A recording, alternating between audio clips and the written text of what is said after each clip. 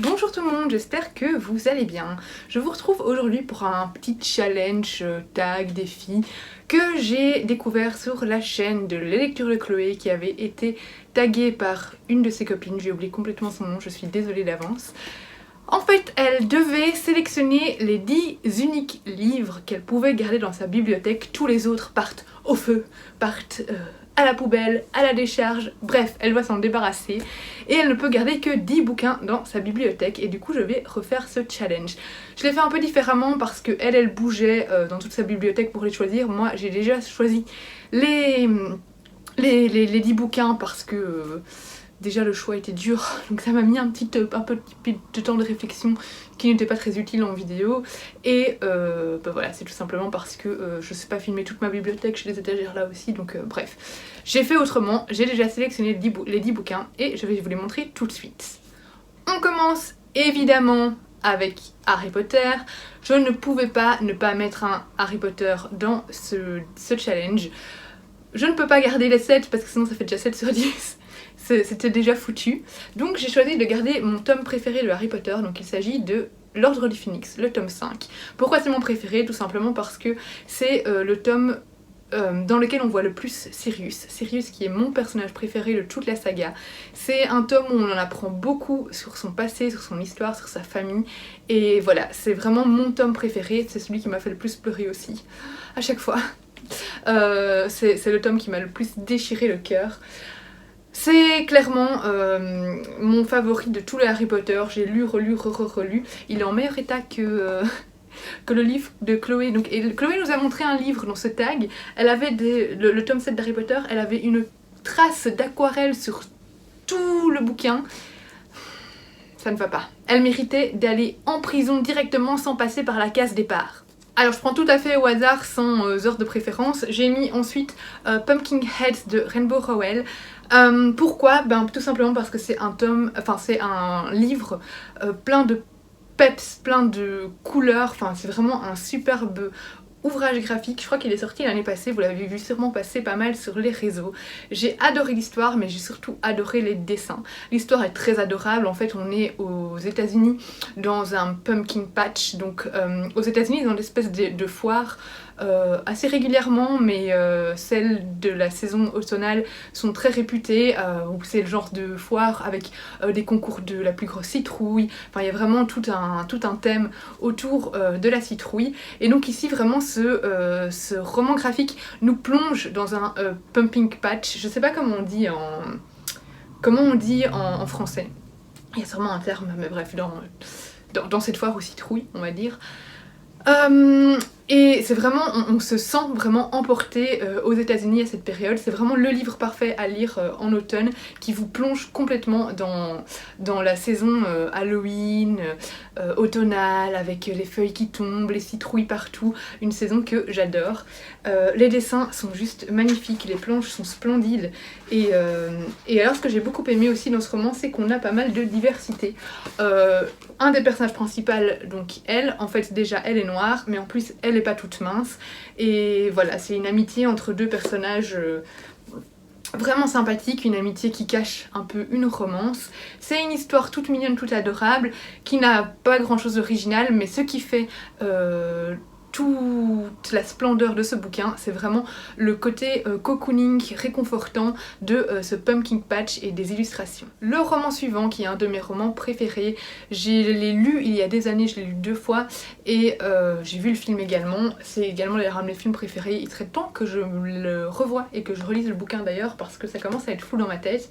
C'est La couleur des sentiments de Catherine Stockett. Donc ici, je suppose que vous en avez déjà entendu parler, mais on est en 1962 dans le Mississippi, donc dans le sud des États-Unis. On va y suivre des bonnes noires, des bonnes, pas des bonnes noires, vous comprenez ce que je veux dire quoi, des noirs qui travaillent dans des maisons comme femmes de ménage entre autres, un peu comme gouvernantes, etc., qui sont traitées comme des moins que rien, qui ont des salaires minables. On est en pleine ségrégation, les noirs, c'est une société très raciste, et donc on va suivre divers personnages noirs dans leur quotidien, et on va suivre surtout un groupe d'amis voilà, dans leur quotidien en tant que femmes noires. Donc voilà, on va voir un petit peu tous les défauts de l'époque, on va voir comment elles étaient traitées, enfin voilà, c'est un roman qui est vraiment percutant, super touchant et révoltant, hein, surtout très révoltant, et je l'avais trouvé très bien écrit, la plume était juste magnifique. Il faudrait que je le relise pour me replonger dedans, mais c'est un roman qui m'a vraiment marqué et qui figurera pour toujours parmi mes romans préférés. Ensuite, j'ai glissé dans ces 10 livres Les amours d'un fantôme en temps de guerre de Nicolas Crécy. Ici, comme Pumpkinhead, ce sont les illustrations qui m'ont beaucoup émue dans cet ouvrage. Le texte est très beau aussi. C'était Lemon June qui nous l'avait présenté il y a bien au moins 3 ans dans une vidéo YouTube, quand elle faisait encore des vidéos YouTube. J'ai craqué pour l'ouvrage et oh mon dieu, j'ai bien fait. C'est un livre d'une extrême tendresse, mais en même temps c'est très sombre, c'est super triste comme histoire. On va y suivre en fait un petit fantôme qui a perdu ses parents, il est en plein temps, enfin ce bébé fantôme est en pleine période de guerre, il va rejoindre la résistance, et donc c'est un livre qui dégage beaucoup de messages, qui est attendrissant. Il y a des... Regardez, je suis tombée justement sur une page, mais regardez-moi, c'est comme c'est adorable, comme c'est beau. Les images, les illustrations dégagent énormément d'émotions et sont en parfaite harmonie en fait avec le texte qui est d'une poésie mais extrême, vraiment c'est un texte sublime. Tout est parfait en fait dans cet ouvrage. De nouveau, je l'ai lu il y a déjà un petit temps, donc c'est un peu flou dans ma tête, mais je me souviens d'avoir été complètement émue par les pages. Je ne suis pas du tout ressortie indemne de ma lecture, et c'est clairement un livre que je garderai pour toujours dans ma bibliothèque.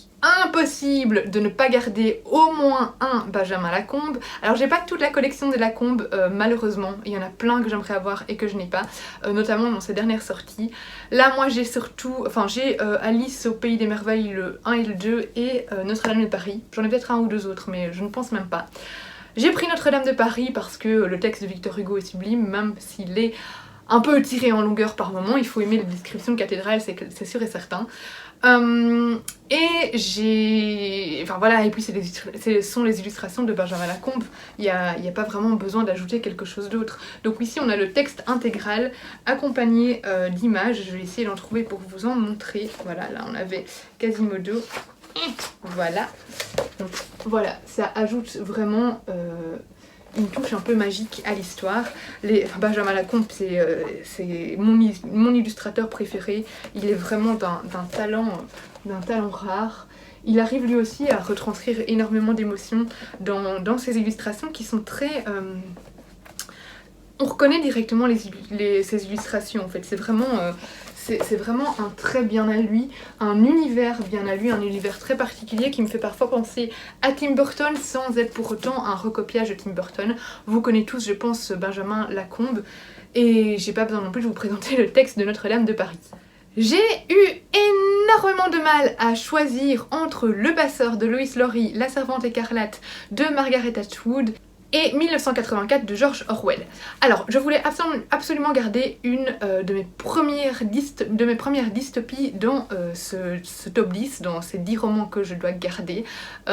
Outre Hunger Games, qui n'est pas du tout une de mes premières dystopies, j'ai appris vraiment avec ces 3 ouvrages à apprécier ce genre.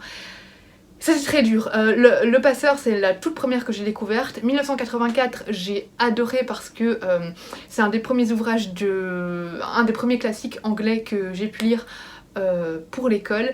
Et La Servante écarlate, je l'avais lu à l'école aussi et ça m'avait énormément marqué. Je l'avais lu d'ailleurs avant qu'il sorte en série et que tout le monde entende parler de ce texte. C'était déjà un de mes romans préférés à ce moment-là. Je ne vais pas vous présenter, vous connaissez tous La Servante écarlate. J'ai choisi celui-là parce qu'il est empreint de féminisme, qu'il est plus adulte et plus complet que Le Passeur, même si Le Passeur est un excellent ouvrage également, beaucoup plus jeunesse. Et au niveau de l'intrigue, je le préfère quand même à 1984. Mais voilà, ça a été très très compliqué de choisir entre ces 3-là. Impossible de ne pas mettre non plus un des Seigneurs des Anneaux. Alors j'ai pris le tome 3 parce que le Seigneur des Anneaux 3, c'est mon préféré de toute la saga. Le Seigneur des Anneaux après Harry Potter, c'est ma saga préférée. C'est ma saga préférée de fantasy tout court. J'ai commencé à découvrir le Seigneur des Anneaux par les films, et pour une fois c'est assez rare, je préfère les films aux bouquins, même si les bouquins sont sont magnifiques. Tolkien a une plume mais complètement immersive qui vous fait voyager. Alors je trouve que pour les Seigneurs des Anneaux, il est beaucoup plus facile de s'imprégner de l'univers et de s'imaginer l'univers après avoir vu les films. Parce que les films sont tellement grandioses, sont tellement... oui, ils sont magnifiques avec des décors splendides, une musique super immersive, une musique, c'est un chef-d'œuvre musical. Du coup, en lisant les livres, on voit directement les images du film en fait, et on s'imagine directement l'univers se dessiner devant nos yeux, et on entend... Moi j'adore les lire avec la bande son des films. Voilà, Le Seigneur des Anneaux, c'est clairement pour moi la meilleure saga fantasy. Le 3 c'est celui qui m'a le plus ému. Impossible également de ne pas mettre un Stephen King. Alors j'ai pris Joyland, en vrai mon Stephen King préféré c'est Shining. Shining en fait c'est le tout premier roman que j'ai lu de Stephen King. Je l'avais lu quand Marine de Marinosaur avait lancé un petit club de lecture sur Facebook, et Shining c'était un des romans du club de lecture. Et du coup voilà, c'était mon tout premier Stephen King et j'ai été complètement prise par ce roman. J'ai trouvé l'univers angoissant, tous les passages avec les sculptures à l'extérieur, j'avais super peur. Vraiment, j'ai très peu peur dans les romans, mais alors Shining, ça m'a donné la chair de poule. Malheureusement, c'est mon Stephen King préféré, mais je ne l'ai pas dans ma bibliothèque parce qu'en fait c'est ma maman qui me l'avait prêté. Je compte régler ce problème assez vite parce que clairement je veux avoir Shining dans ma bibliothèque. Dans la nouvelle édition d'ailleurs qui est super belle. J'aime pas trop les anciennes couvertures, mais voilà, là maintenant ils ont sorti une nouvelle édition et j'aime beaucoup le dessin sur la couverture. J'ai pris Joyland parce que c'est mon deuxième Stephen King préféré. Ici on est dans un univers de fêtes foraines assez sombre, enfin vous voyez, vous imaginez très bien, on sent un peu dans la saison de... la saison 3 ou la saison 4, je crois que c'est la saison 3 de American Horror Story, avec un univers assez de fêtes foraines mais qui fait froid dans le dos, une ambiance assez malsaine qui nous donne vraiment une impression de mal à l'aise tout le long du roman, et j'avais été vraiment passionnée par l'intrigue. Donc voilà, mon deuxième Stephen King préféré, mais clairement si j'avais Shining sous la main, ce serait Shining que je mettrais. J'ai également mis Anne de Green Gables, qui est arrivée assez récemment dans ma bibliothèque au final, que j'ai découvert par la série télé, et donc là maintenant quand Monsieur Toussaint Louverture a sorti ses magnifiques éditions, j'ai sauté dessus. Anne de Green Gables, Anne au pignon vert, c'est vraiment le roman cocooning qui vous fait du bien, qui vous remonte le moral instantanément, tellement Anne est pétillante, lumineuse, innocente, naïve, elle est remplie d'imagination, elle vous entraîne complètement dans toutes ses idées, voilà, c'est un personnage complètement loufoque avec qui on ne s'ennuie jamais, et vraiment c'est un livre qui me détend, qui vous plonge dans une bulle où vous vous sentez complètement isolé, tout seul, dans une bulle, dans une atmosphère réconfortante qui fait vraiment chaud au cœur, et c'est vraiment le roman à lire quand on n'a pas le moral, ou même quand on a le moral, hein.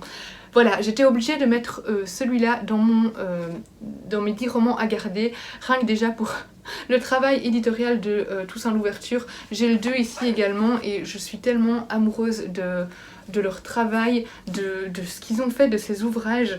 On a des effets du foil ici, c'est cartonné, on a des illustrations qui sont juste magnifiques. Je suis amoureuse de ce qu'ils ont fait. Le dernier roman, c'est L'ombre du vent de Carlos Ruiz Zafón. Donc je l'ai en espagnol parce que moi j'ai lu tous les Carlos Ruiz Zafón en espagnol. L'ombre du vent, c'est clairement un de mes romans préférés également. J'ai un peu moins aimé les autres ouvrages de Carlos, on va l'appeler. Mais L'ombre du vent, vraiment, c'est un ouvrage que je compte relire encore et encore.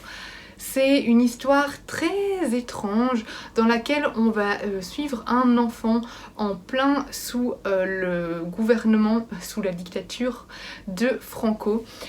Cet enfant vit tout seul avec son père qui est libraire. Sa maman est morte quand il était encore jeune d'une maladie. Et il va un jour avec son père va un jour l'emmener dans un endroit secret qui est rempli d'ouvrages. Et ce jeune garçon va devoir choisir un ouvrage parmi toute cette caverne des merveilles. Et cet ouvrage va l'emmener dans toute une aventure, dans une sombre histoire qui va avoir énormément de conséquences sur sa vie. C'est un livre parfait pour les amoureux des bouquins. C'est la plume de cet auteur. C'est une des plus belles plumes que j'ai jamais lues. Si vous ne maîtrisez pas très bien l'espagnol, je vous conseille pas de le lire dans sa langue originelle. Il faut vraiment avoir un bon niveau. Je me jette des fleurs. J'ai fait des études universitaires anglais et espagnol, donc forcément j'estime avoir un bon niveau.